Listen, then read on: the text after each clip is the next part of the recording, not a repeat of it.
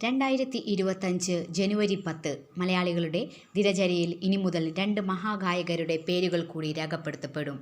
മലയാള ചലച്ചിത്ര ഗാനങ്ങളുടെ മധുചന്ദ്രികയായ പി. ജയചന്ദ്രൻ മണ്ണിൽ ലയിച്ച ദിനം. ലോകസംഗീതത്തിന് മലയാളം സംഭാവന ചെയ്ത യേശുദാസ് എന്ന മഹാഗായകൻ്റെ 85-ാം പിറന്നാൾ. 1000 പൂർണ്ണചന്ദ്രന്മാരെ കണ്ട് ഒരാൾ ജീവിതചക്രം പൂർത്തിയാക്കുമ്പോൾ മറ്റേയാൾ അനശ്വരതയുടെ നിത്യതയിലേക്ക് വിലയം പ്രാപിക്കുകയാണ്. മലയാള ഗാനമേഖല അതുല്യരായ ആ 2 ഗായകരുടെ ഇടം വലം കൈകളിൽ പിടിച്ചു തുടങ്ങിയ യാത്ര എത്തിനിൽക്കുന്നത് അനുഗ്രഹീതരായ അനേകം ഗായകരുടെ പിന്നണി നിരയോടെയാണ്.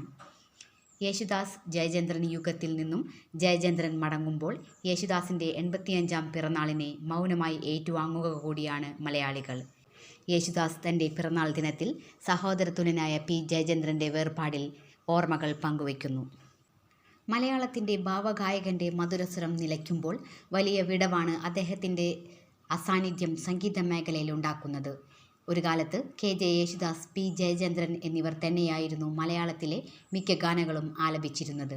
ഇപ്പോഴിതാ പി. ജയചന്ദ്രൻ്റെ വിടവാങ്ങൽ അനുശോചനം അറിയിച്ചിരിക്കുകയാണ് ഗാനഗന്ധർവൻ കെ. യേശുദാസ്. സഹോദരതുല്യനായ ജയചന്ദ്രൻ്റെ വിയോഗത്തിൽ ദുഃഖമുണ്ടെന്ന് യേശുദാസ് പറഞ്ഞു. ജയചന്ദ്രൻ്റെ ഈ വിയോഗത്തിൽ അങ്ങേയറ്റം ദുഃഖമുണ്ട്. ഓർമ്മകൾ മാത്രമേ ഇനി പറയുവാനും അനുഭവിക്കാനുമുള്ളൂ. അദ്ദേഹത്തിൻ്റെ ജ്യേഷ്ഠൻ സുധാകരൻ വഴിയായിരുന്നു ഞങ്ങളുടെ ബന്ധം.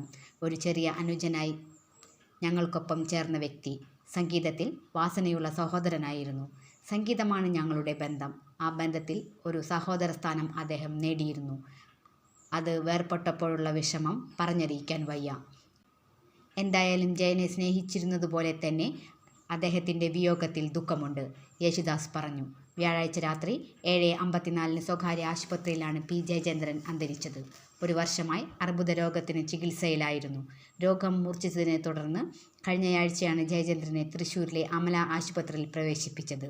ബുധനാഴ്ച ആശുപത്രി വിട്ടിരുന്നെങ്കിലും വ്യാഴാഴ്ച സന്ധ്യയോടെ വീണ്ടും ആശുപത്രിയിൽ പ്രവേശിപ്പിക്കുകയായിരുന്നു.